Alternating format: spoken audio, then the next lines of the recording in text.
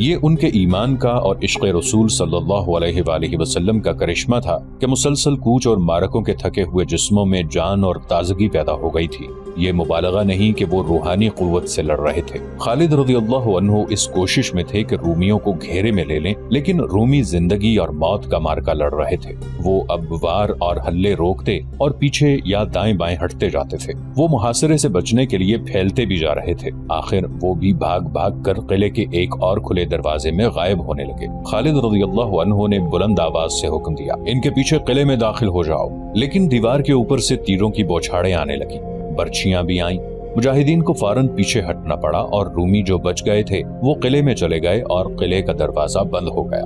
باہر رومیوں اور ان کے اتحادی عیسائیوں کی لاشیں بکھری ہوئی تھیں، زخمی تڑپ رہے تھے۔ زخمی گھوڑے بدکے اور ڈرے ہوئے بے لگام اور منہ زور ہو کر دوڑتے پھر رہے تھے۔ چند ایک گھڑ سواروں کے پاؤں رکابوں میں پھنسے ہوئے تھے اور گھوڑے انہیں گھسیٹتے پھر رہے تھے۔ سوار خون میں نہائی لاشیں بن چکے تھے۔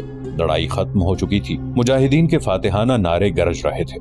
فتح ابھی مکمل نہیں ہوئی تھی۔ دشمن کا نقصان تو بہت ہوا تھا، لیکن وہ قلعہ بند ہو گیا تھا۔ فتح مکمل کرنے کے لیے قلعہ سر کرنا ضروری تھا۔ خالد رضی اللہ عنہ نے اپنے زخمیوں کو اٹھانے کا حکم دیا اور قاصد سے کہا کہ تمام سالاروں کو بلا لائے۔ خالد رضی اللہ عنہ نے ایک سوار کو دیکھا جو ان کی طرف آ رہا تھا۔ وہ دوسروں سے کچھ الگ تھلگ لگتا تھا، ایک اس لیے کہ اس کا قد لمبا تھا اور جسم دبلا پتلا تھا۔ عرب ایسے دبلے پتلے نہیں ہوتے تھے۔ یہ سوار کچھ آگے کو جھکا ہوا بھی تھا۔ اس کی داڑھی گھنی نہیں تھی اور لمبی بھی نہیں تھی۔ اس داڑھی کو اس شخص نے مصنوعی طریقے سے کالا کر رکھا تھا۔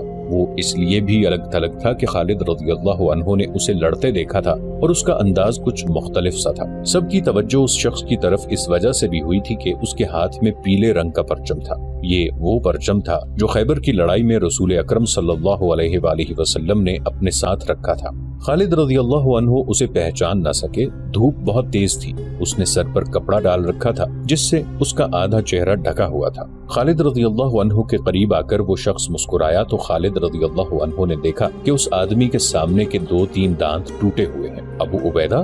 خالد رضی اللہ عنہ نے مسرت سے کہا اور اس کی طرف دوڑے۔ وہ حضرت ابو عبیدہ رضی اللہ عنہ تھے۔ مرج راحت سے خالد رضی اللہ عنہ نے انہیں پیغام بھیجا تھا کہ وہ انہیں بصرہ کے باہر ملے۔ ابو عبیدہ رضی اللہ عنہ حوارین کے مقام پر پڑاؤ ڈالے ہوئے تھے، جہاں سے انہوں نے شرجیل رضی اللہ عنہ بن حسنہ کو 4000 مجاہدین دے کر بصرہ پر حملہ کرایا تھا۔ ان کے پاس خالد رضی اللہ عنہ کا قاصد بعد میں پہنچا تھا۔ ابو عبیدہ رضی اللہ عنہ پیغام پر اس وقت بصرہ پہنچے جب خالد رضی اللہ عنہ رومیوں کے ساتھ بڑے سخت مارکے میں الجھے ہوئے تھے۔ انہوں نے تلوار نکالی اور مارکے میں شامل ہو گئے۔ ابو عبیدہ رضی اللہ عنہ کی اس وقت عمر 55 سال کے لگ بھگ تھی۔ وہ رسول کریم صلی اللہ علیہ وآلہ وسلم کے خاص ساتھیوں میں سے تھے۔ ان کے دادا اپنے وقتوں کے مشہور جراح تھے، اسی نسبت سے انہوں نے اپنا نام ابو عبیدہ بن الجراح رکھ لیا تھا۔ ان کا نام عامر بن عبداللہ بن الجراح تھا، لیکن انہوں نے ابو عبیدہ کے نام سے شہرت حاصل کی۔ دبلا پتلا اور کچھ جھکا ہونے کے باوجود ان کے چہرے پر جلال جیسی رونق رہتی تھی۔ وہ دانش مند تھے، میدان جنگ میں بھی ان کی اپنی شان تھی اور ذہانت اور عقل مندی میں بھی ان کا مقام اونچا تھا۔ ابو عبیدہ رضی اللہ عنہ کے سامنے کے دانت جنگ احد میں ٹوٹے تھے۔ اس مارکے میں رسول اکرم صلی اللہ علیہ وآلہ وسلم زخمی ہو گئے تھے۔ آپ صلی اللہ علیہ وآلہ وسلم کے خود کی زنجیروں کی 2 کڑیاں آپ صلی اللہ علیہ وآلہ وسلم کے رخسار مبارک میں ایسی گہری اتری تھیں کہ ہاتھ سے نکلتی نہیں تھی۔ ابو عبیدہ رضی اللہ عنہ نے یہ دونوں اپنے دانتوں سے نکالی تھیں اور اس کامیاب کوشش میں ان کے سامنے کے 2 یا 3 دانت ٹوٹ گئے تھے۔ ابن قتیبہ نے لکھا ہے کہ رسول اللہ صلی اللہ علیہ وآلہ وسلم ابو عبیدہ رضی اللہ عنہ سے بہت محبت کرتے تھے، اور حضور صلی اللہ علیہ وآلہ وسلم نے ایک بار فرمایا تھا کہ ابو عبیدہ میری امت کا امین ہے۔ اس حوالے سے ابو عبیدہ رضی اللہ عنہ کو لوگ امین الامت کہنے لگے۔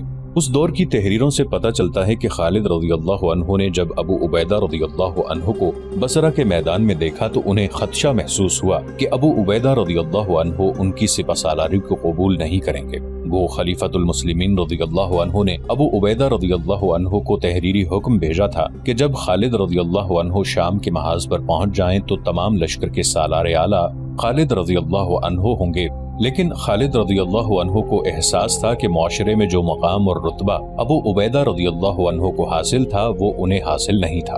خالد رضی اللہ عنہ خود بھی ابو عبیدہ رضی اللہ عنہ کا بہت احترام کرتے تھے۔ یہ احترام ہی تھا کہ بصرہ کے میدان جنگ میں خالد رضی اللہ عنہ نے انہیں اپنی طرف آتے دیکھا تو خالد رضی اللہ عنہ دوڑ کر ان تک پہنچے۔ ابو عبیدہ رضی اللہ عنہ گھوڑے سے اترنے لگے۔ نہیں ابن عبداللہ، خالد رضی اللہ عنہ نے ابو عبیدہ رضی اللہ عنہ سے کہا، گھوڑے سے مت اتر، میں اس قابل نہیں ہوں کہ امین الامت میرے لیے گھوڑے سے اترے۔ ابو عبیدہ رضی اللہ عنہ گھوڑے پر سوار رہے اور جھک کر دونوں ہاتھ خالد رضی اللہ عنہ کی طرف بڑھائے۔ خالد رضی اللہ عنہ نے احترام سے مصافحہ کیا۔ ابو سلیمان، ابو عبیدہ رضی اللہ عنہ نے خالد رضی اللہ عنہ سے کہا، امیر المؤمنین کا پیغام مجھے مل گیا تھا جس میں انہوں نے تمہیں ہم سب کا سالار اعلیٰ مقرر کیا ہے۔ میں اس پر بہت خوش ہوں۔ کوئی شک نہیں کہ جنگ کے معاملات میں جتنی عقل تجھ میں ہے وہ مجھ میں نہیں۔ خدا کی قسم ابن عبداللہ، خالد رضی اللہ عنہ نے کہا، امیر المؤمنین کے حکم کی تعمیل مجھ پر فرض ہے، ورنہ میں تم پر سپہ سالار کبھی نہ بنتا۔ رتبہ جو تمہیں حاصل ہے وہ مجھے نہیں۔ ایسی بات نہ کر ابو سلیمان، ابو عبیدہ رضی اللہ عنہ نے کہا، ابو بکر نے بالکل صحیح فیصلہ کیا ہے۔ میں تیرے ماتحت ہوں، تیرے حکم پر آیا ہوں، اللہ تجھے غسانیوں اور رومیوں پر فتح عطا فرمائے۔ خالد رضی اللہ عنہ نے بصرہ کو محاصرے میں لینے کا حکم دیا۔ رومیوں اور عیسائیوں کی لاشیں جہاں پڑی تھیں وہیں پڑی رہیں۔ اوپر گدوں کے غول بھی اڑ رہے تھے اور درختوں پر اتر رہے تھے۔ مجاہدین اپنے شہیدوں کی لاشیں اٹھا رہے تھے، ان کی تعداد 103 تھی۔ خالد رضی اللہ عنہ نے شہر پناہ کے ارد گرد گھوڑا دوڑا کر جائزہ لیا کہ دیوار کہیں سے توڑی جا سکتی ہے یا نہیں۔ دیوار کے اوپر سے تیر آ رہے تھے لیکن مسلمان ان کی زد سے دور تھے۔ قلعے کے اندر مایوسی چھائی ہوئی تھی۔ جبلہ بن الاحم اور رومی سپہ سالار خاموشی سے ایک دوسرے کا منہ دیکھ رہے تھے۔ کیا تم بالکل ہمت ہار بیٹھے ہو؟ جبلہ بن احم نے رومی سالار سے پوچھا۔ تم نے کہاں کہاں ہمت نہیں ہاری؟ رومی سالار نے شکست کا غصہ جبلہ پر نکالا اور کہا، مسلمانوں کے راستے میں سب سے پہلے تم اور عیسائی آئے تھے اور مسلمانوں کا نہ روک سکے۔ مرج راحت میں بھی تمہاری فوج ناکام رہی۔ کیا تو مجھے اور میری فوج کو مروانا چاہتا ہے؟ باہر نکل کے دیکھ، فوج کی نفری کتنی رہ گئی ہے ہمارے ساتھ۔ کچھ نفری میدان جنگ میں ماری گئی ہے اور مجھے بتایا گیا ہے کہ ہمارے بہت سے سپاہی اور کماندار اجنادین کی طرف بھاگ گئے ہیں۔ قلعے میں تھوڑی سی نفری آئی ہے۔ دیوار پر جا کر باہر دیکھ اور لاشوں سے حساب کر کہ ہمارے پاس کیا رہ گیا ہے۔ باہر سے مسلمانوں کی للکار سنائی دے رہی تھی، رومی سالار باہر آ کر صلح کی بات کرے۔ رومیوں، قلعہ ہمارے حوالے کر دو، ہم نے خود قلعہ سر کیا تو ہم سے رحم کی امید نہ رکھنا۔ اس کے ساتھ ہی خالد رضی اللہ عنہ کے حکم سے مجاہدین دروازے توڑنے کے لیے آگے جاتے رہے، مگر اوپر کے تیروں نے انہیں کامیاب نہ ہونے دیا۔ انہوں نے ایک جگہ سے دیوار توڑنے کی کوشش بھی کی لیکن کامیابی نہ ہوئی۔ شہر کے لوگوں پر خوف طاری تھا۔ وہ مسلمانوں کی للکار سن رہے تھے۔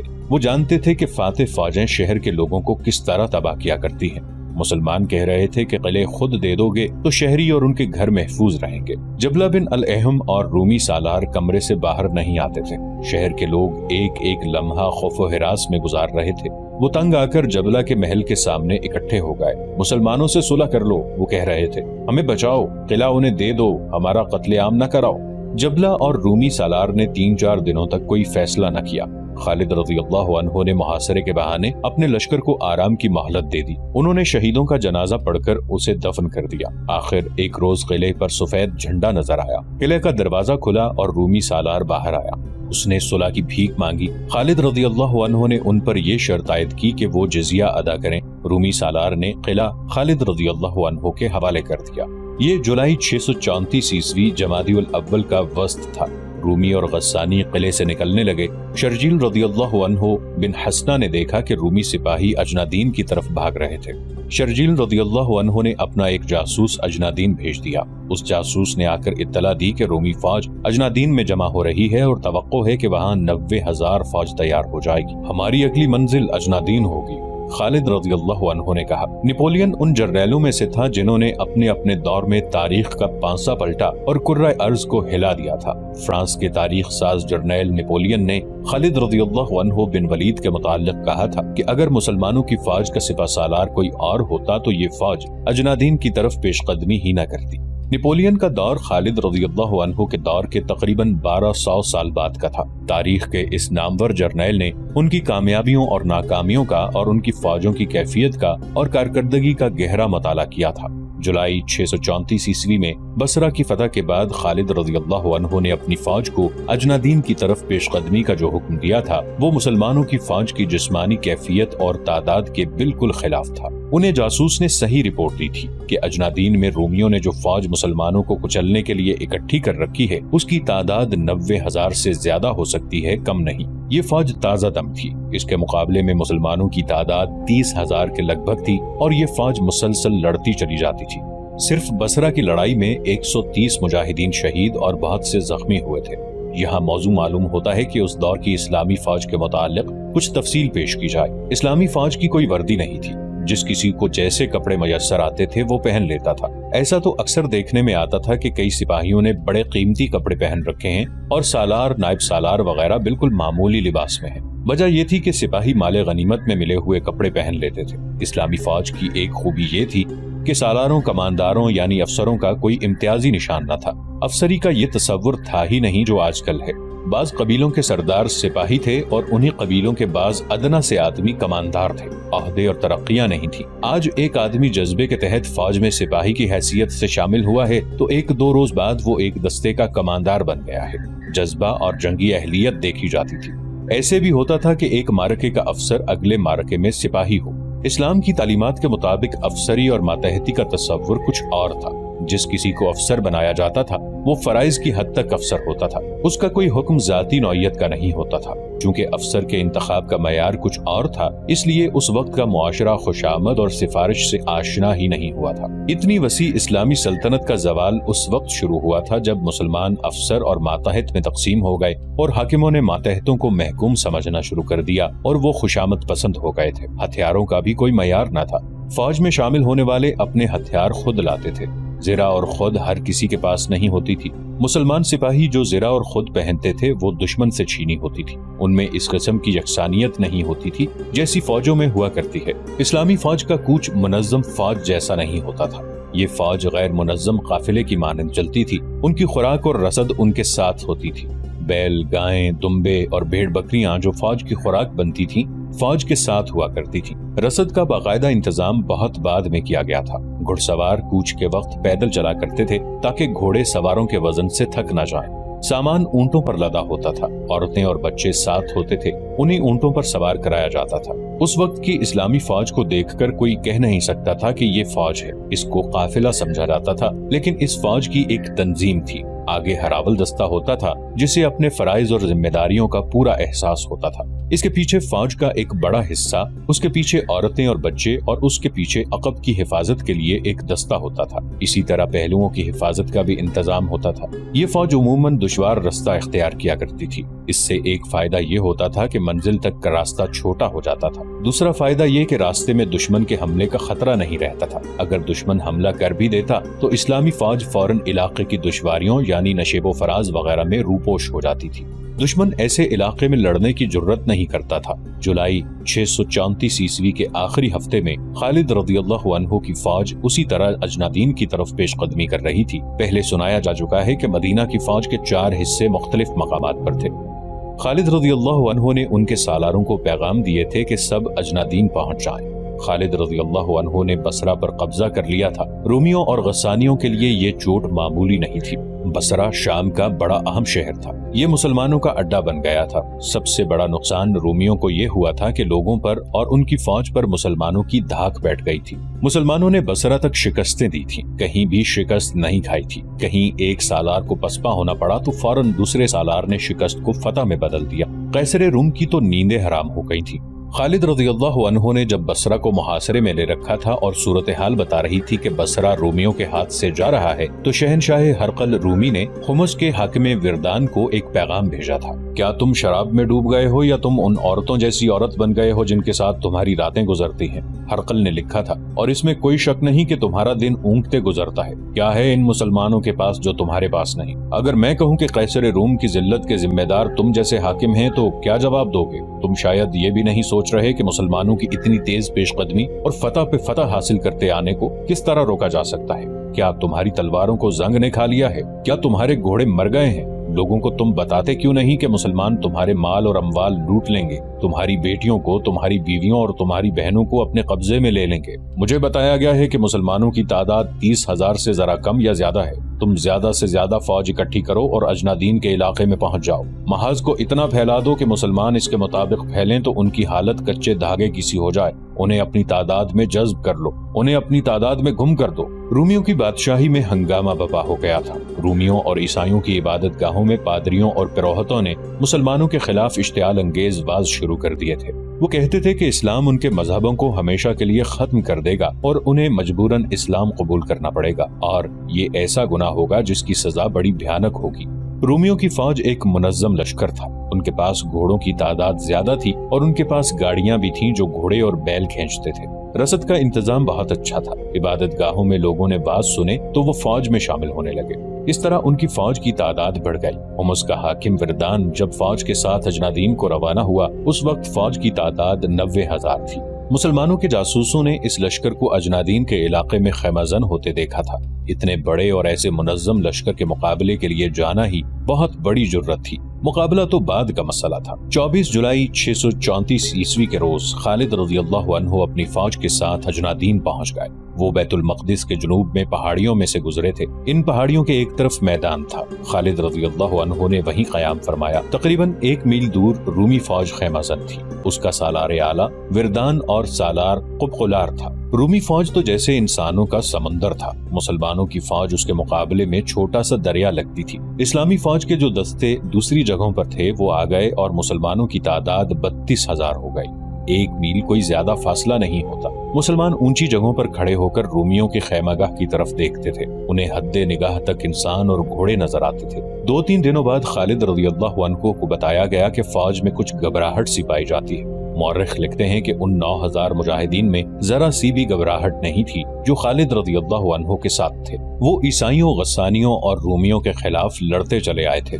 وہ رومیوں کی اتنی زیادہ فوج سے خوفزدہ نہیں تھے۔